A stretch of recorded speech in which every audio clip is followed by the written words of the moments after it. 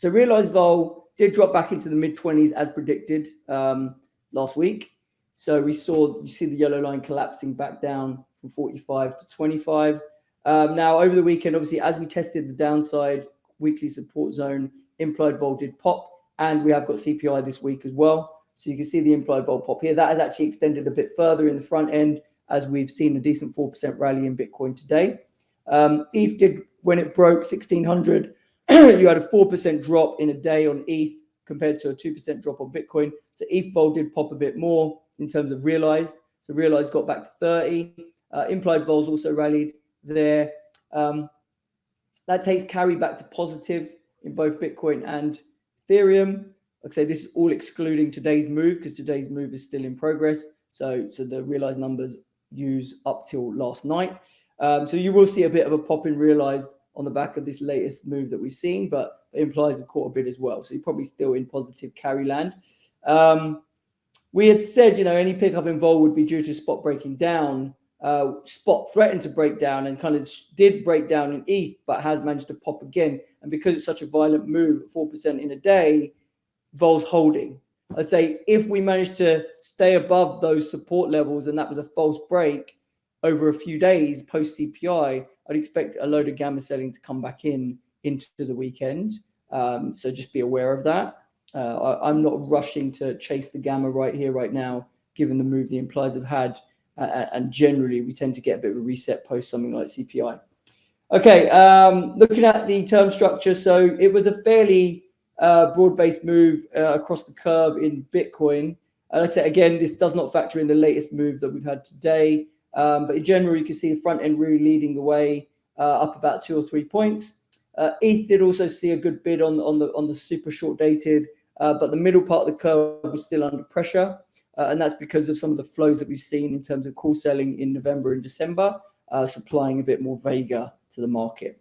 And then the long end part of the curve still very firm. ETH up as well. ETH still trading at a 5 vol discount there in the long end.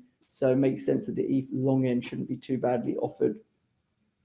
Okay, looking at the relative value spread, we did see a little bit of a pullback. Obviously, the spread went into positive in the front end. Realized actually at +5 right now. Like I said, ETH had a bigger drop, on that 4% down day. But the fact that the front end is back at sub-0 and the back end is at 6 is a pretty steady decline as you go across the curve. That is pretty much the options market way of saying we're not buying that Ethereum is going to move sustainably more or persistently more than Bitcoin, right? So we're saying Bitcoin's still in the driving seat. You look at Bitcoin dominance, it's been rising. You look at the ETH Bitcoin spread, it looks like it's ready to break supports. So these are all things that are suggesting that Bitcoin's in the driving seat.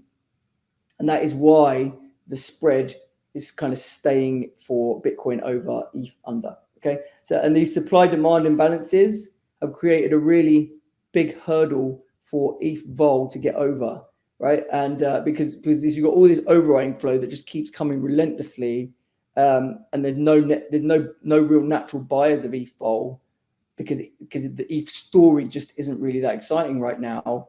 Then that's that supply demand imbalance that is creating this vol spread that we're just not used to seeing, and we haven't seen for a very long time. Right, we've seen it a lot this year, but yeah, before that, ETH would never trade this far under Bitcoin for this long. So it's quite a change, quite an anomaly. And I'd say it's primarily being driven by this big supply demand imbalance and then the lack of story in Ethereum right now.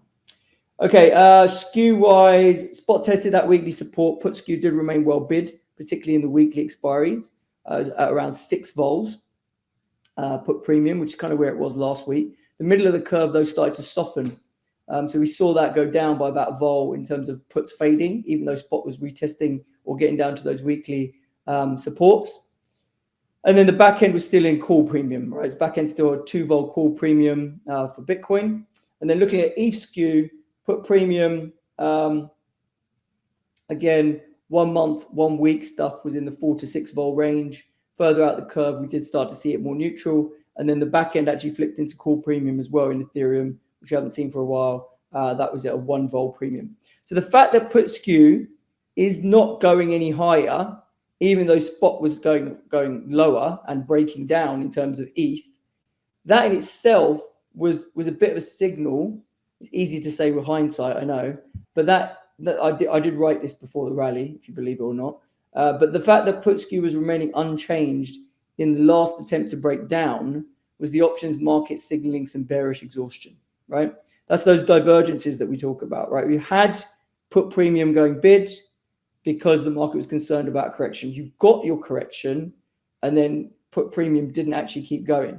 If anything, it kind of shrunk a little bit, right? So that's the options market almost saying, well, we're seeing monetization of puts, or we're seeing people happy to sell puts to enter new longs.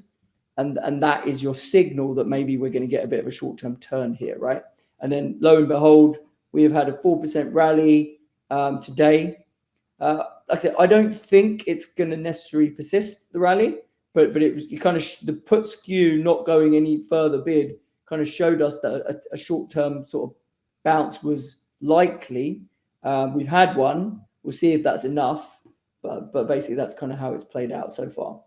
I mean, obviously these were in buy calls, but that was we're 1,000 points lower in Bitcoin here. So had you managed to buy calls, you did all right. You'd be able to flip some out now.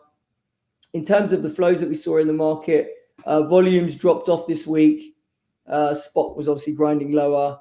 Protection buying was seen mainly in September expiries via puts and put spreads. There was a notable clip of December protection as well, which is rare to see much protection buying at further than like 2 to 4 weeks out these days. But we saw that big clip of December 20K puts that were bought. At the same time, some Ethereum 1400s were bought as well. So people spending a chunk of change, about $1 million premium. Bullish trades, though, came in the form of outright calls in October. So all these orange bars. We also saw a bullish risk reversal, 23, 29 in October, taking advantage of the skew having popped.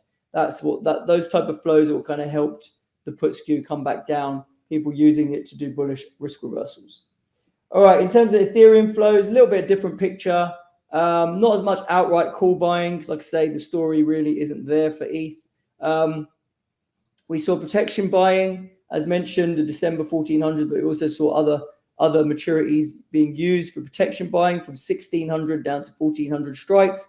In terms of the call stuff, mainly this call calendar selling continues. So we saw buying back of September and October calls that they were already short, and then reselling November and December calls in higher strikes to kind of roll out their overwriting, systematic overwriting that they've been doing, basically, right? And that's kind of supplying that middle of the curve to the street, which is why the vol didn't really do a lot in that part of the curve.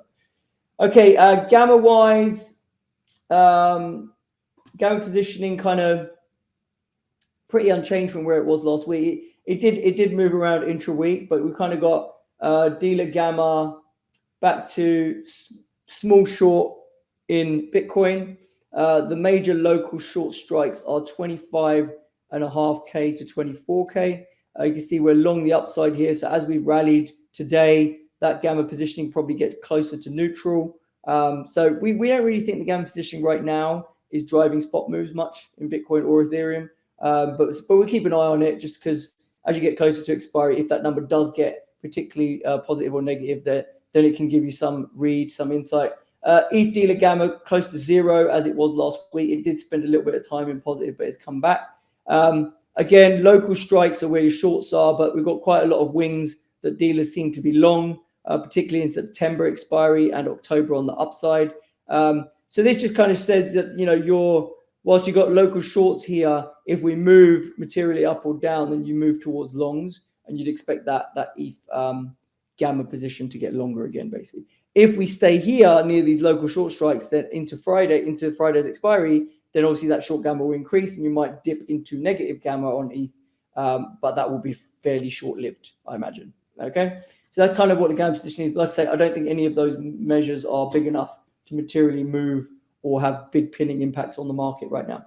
That's the summary for this week in crypto. Thanks a lot, as always. I'll catch you guys later.